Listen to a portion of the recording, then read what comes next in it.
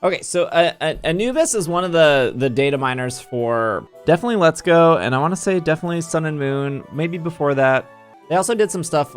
They've done a lot of stuff for Sword and Shield. It's just been over time. I'm pretty sure Anubis, she was also the one that went more detailed into the Mark stuff, if I remember correctly. But there are a couple other data miners for Sword and Shield. Anyways, this came out like 5 days ago. It's been a heck of a week, so now we're finally talking about it. But the reason that this is important, and the reason that we're talking about this, is because initially, first time the Pokemon Company ever really talked about shiny odds altogether was when Sun and Moon came out, and they talked about SOSing. And prior to that, in X and Y, or Omega Ruby Alpha Sapphire, the Pokemon Company never talked about any of that stuff really. But Pokemon.com had like an official SOS article and that kind of stuff. That was kind of cool. They did the same for Let's Go Pikachu, Let's Go Eevee, and then they did the same for Sword and Shield. They came out with a article. Let's pull that up real quick. Here it is. I found it. See, I know how to use Google. Found it pretty quickly, actually. Okay, so when Sword and Shield came out, they talk about, so this is on Pokemon's official website here. They talk about shiny Pokemon and Gigantamax Pokemon lurk in Pokemon Sword and Shield area. They talk about how finding brilliant Pokemon can lead to finding shiny Pokemon. They even came out with this chart, and this chart talks about shiny Pokemon having 6 times the likelihood of appearing if you knock out 500 Pokemon. Now, the debate here is, if you remember when Sword and Shield initially came out, this is any Pokemon game. When a new Pokemon game comes out, people are like desperately trying to find the shiny odds. People were like attacking Wooloo, they were running away from Wooloos, they were catching Wooloos, they were unsure whether they should leave the area or if there was a chain or all that stuff, right? This happened for like 2 or 3 weeks. And during this time, sorry, that song was annoying. During this time, Cerebi was like slightly adjusting everything. And this has happened before, right? Like SOS wasn't perfect when it first came out. It took like a full year for people to figure out how DexNav worked in Omega Ruby Alpha Sapphire. When X and Y had Poke Radar, which was not the same as the Diamond and Pearl radar, people just assumed that the radars were the same, and they were trying to apply the rules from the Diamond and Pearl radar to the X and Y radar, and then that's why so many people were like, oh, the X and Y radar sucks, because they watched all these YouTube videos of people being like, this is how you radar an X and Y, but they were using the rules of Diamond and Pearl. So there was like a lot of misinformation about this. So when this article came out here, and it said this stuff, it conflicted with what Cerebi said. Now, Joe is not a data miner. Joe's also a friend of mine. I'm not here to like drag Joe. Joe just had the information that Joe had, and it didn't really exactly line up with this. And Joe gets his information from Anubis and the other like 3 or 4 data miners. And of course they work together on that. It's not like they hate each other or anything. They work together on this. Oh, you know, the other cool thing that Anubis did, sorry, this is off topic, but they did a really deep dive into curry hunting and how curry hunting works, which again is something like, 1, not a lot of people care about curry hunting. 2, I would say a lot of people didn't even know curry hunting was a thing. Case in point, my other YouTube videos where I point out you can get a Pokemon through curry hunting, and then all the comments are like, I didn't even know you could do that. So Anubis writes, in July, I noticed that having 1 KO, why is Heart Gold Soul Silver music so not what I want right now? Can we start from the top again? Okay, we're starting right now. So if you were to knock out just 1 Pokemon, you would have a 97 out of 6,216 brilliant, which is pretty much a 1.56% chance of a brilliant Pokemon. So by knocking out 1 Squavit, now you have a 1.56% chance that the next Squavit will be brilliant. If you knock out 500 Squavits, you will have a 1,035 out of 33,558, which is a 3% chance for Squavit. Now, the reason that that's 3% chance here, this is the important part, because we have to go to Cerebi for this, sorry. But the problem with this is probably Cerebi is now updated. I'm pretty sure this is updated. Why is this mobile? Oh, because I'm just zoomed in so much because I got boomer eyes.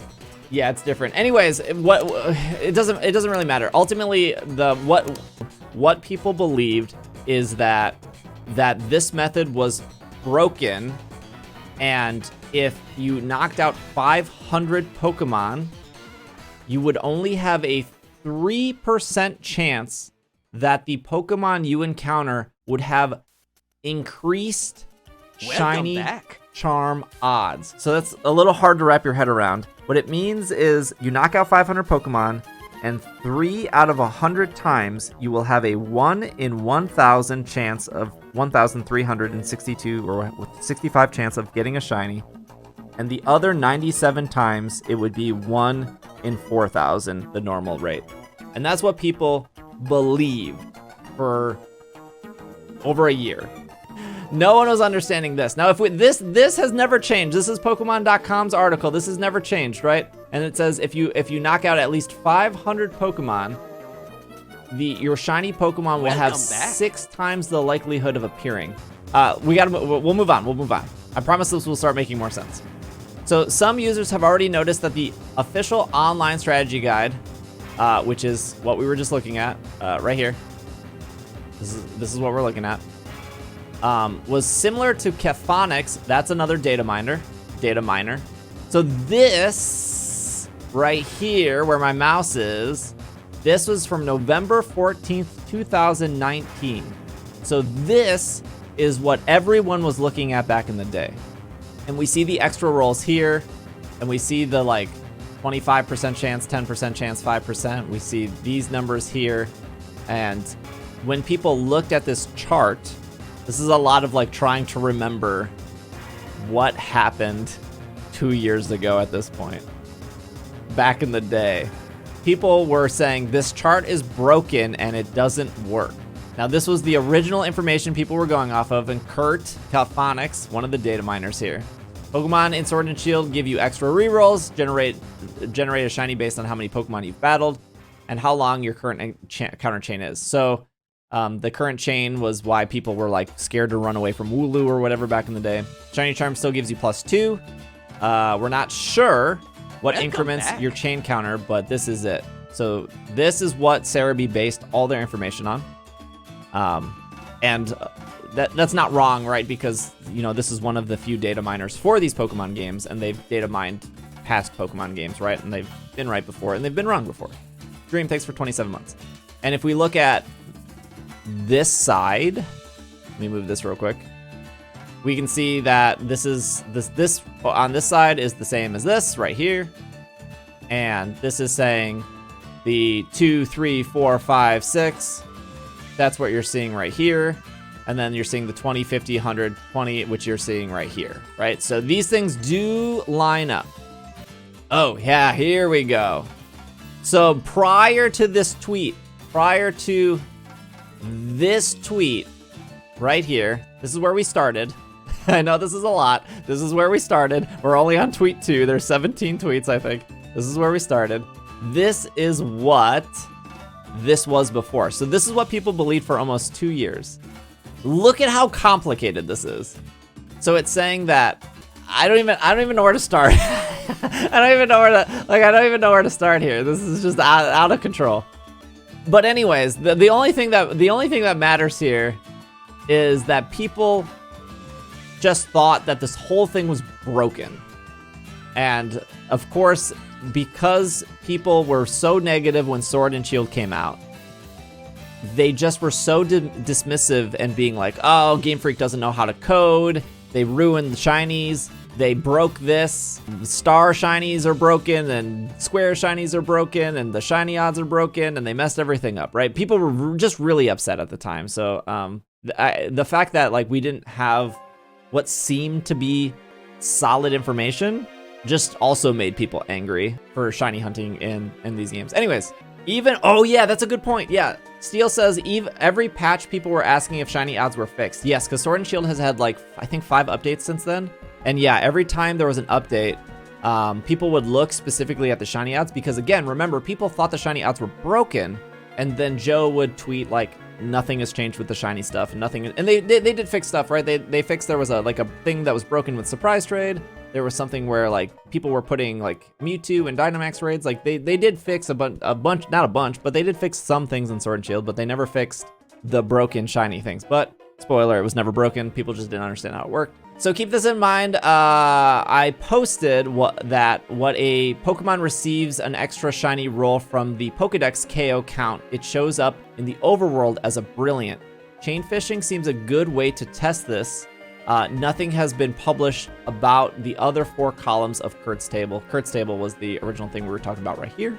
The phishing chain is the only chain that produces the data matching the rest of Kurt's table. So this sentence right here is really important because when we were originally looking at this, while this is like, this was like slightly correct, it was including chaining. So you can see here in Kurt's original tweet, we're not sure the increments of your chain counter.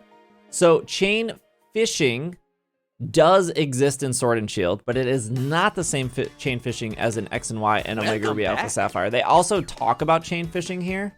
Right here, they talk about chain phishing. So they say, if you reel in a Pokemon or if you catch a Pokemon, run away from a Pokemon, leave an area, turn off your gain, the chain will break. After 25 hooks, you will cap out over 16 times of the initial odds of finding a brilliant Pokemon. So they do talk about chain phishing. Going back to this chart, this includes the chain phishing, but it was wrong because the chain phishing doesn't apply to walking around the wild area. That's why I just wanted to highlight this sentence. Other methods that people call chaining exist, but the Dex KO doesn't require consecutive KOs. The last KO, respawning doesn't give any bonuses for longer streaks. Likewise, chaining KO mons from trees and grass, encounter slots, or static encounters doesn't get you the higher chain intervals. Static encounters cannot be brilliant at all, which is consistent with why the 500 KOs don't matter for them. At best, some are affected by Shiny Charm. So this sentence is important because there are some Pokemon in the game that are not affected by Brilliant and therefore also not affected by the Charm. An example of this would be the Impidimp at the start of the forest area, which was also a Pokemon a lot of streamers hunted when this game came out. Glimwood Tangle, yeah, so there's a little Impidimp near a mushroom. That Pokemon is locked to be stars, if I remember correctly. It can never be, it never has a chance of like being brilliant. Another good example of that would be like the Vulpix or the Salizzlepede in Kabu's gym. Those are also considered static encounters.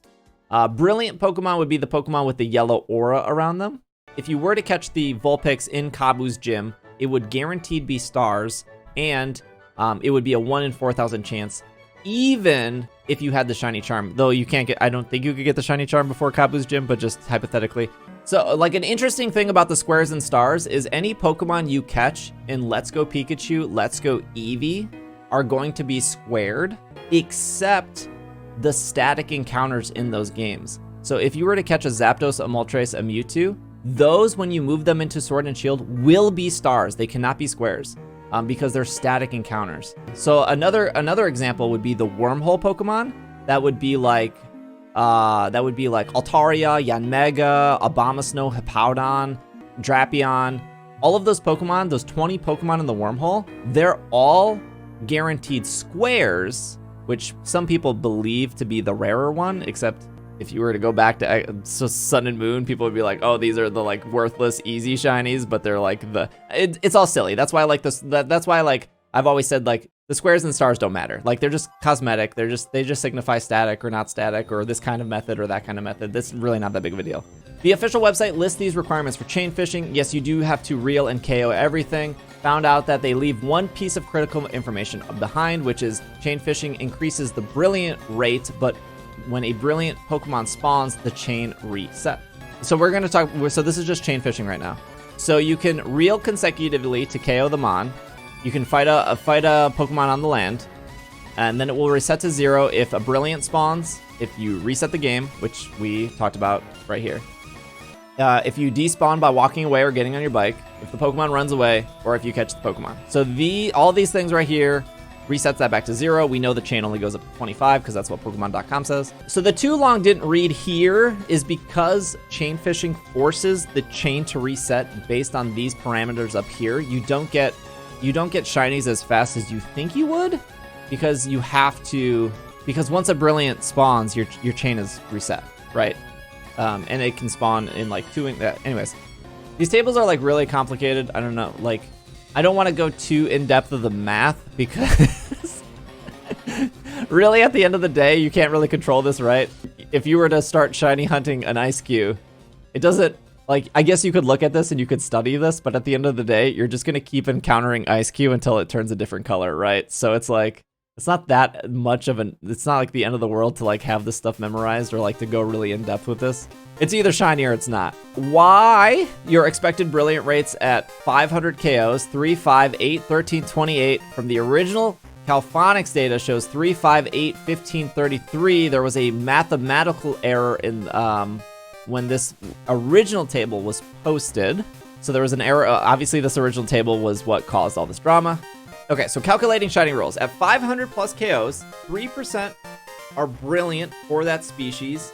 Each brilliant gets up to 9 shiny rolls, 1 with the base, 2 with the charm, and then 6 for 500 KOs, which is a 1 in 455 chance of that being shiny. At 100 KOs, you will see a 3% brilliant, but you only get up to 6 shiny rolls, plus 3 for 100 KOs, or 1 in 683. So this is where probably most people can like check out and be like, okay, I know. But ultimately, if you knock out 500 Cramorants and you see a brilliant Cramorant and you have the shiny charm, here are your shiny odds for that brilliant Cramorant. So if you are shiny hunting in the wild or on a route, you would always want to check brilliant Pokemon. People like to say this was glitched. We talked about that. I don't think so. The way you expect it. Sorry, I went to highlight, not click. The way you expected this to work is to KO more mons in the dex, and the game gives you more brilliant Pokemon, which have higher shiny rates. The more brilliant Pokemon you encounter, the higher average your shiny rate is. They say chain fishing is not worth it. We already talked about that. We'll skip over it. I found all my data assets from brilliant Pokemon are always the highest possible level in the area. So the other thing about brilliant Pokemon is they are higher level in the area. They also are guaranteed 3 IVs, 3 perfect IVs. They're also guaranteed to have an egg move, and they also give you watts, whether you knock it out or you capture it. 3 perfect IVs, an egg move, no hidden ability. Hidden ability is not applied to brilliant Pokemon. That was a misconception that some people still think.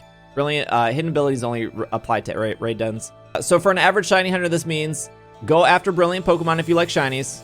Avoid brilliant if you are like a full odds hunter. So if you're like, I'm hunting the fullest of odds, I want the most raw, lousy, depressing, disappointing Pokemon experience, then you avoid the brilliant Pokemon. Consider 100 dex KOs instead of 500 if you want to KO for all the time of efficiency. So what they're saying here is if you're like lazy and you don't want to do 500 KOs, just do 100 KOs. And then just do the runaway method after that. And here is all of their data to back this up. 500 Pokemon increases brilliant Pokemon, and brilliant Pokemon have increased shiny odds, and it was never broken. And if you made it to the end of the video, tell me if this changes your mind and whether you're happy with this, or if you would shiny hunt now, or what your thoughts are. If you haven't liked and subscribed, please like and subscribe. I appreciate it. And I think we covered all that information. So, and a huge shout out to Anubis. She did all this work, and she's awesome. So here's her Twitter account for that.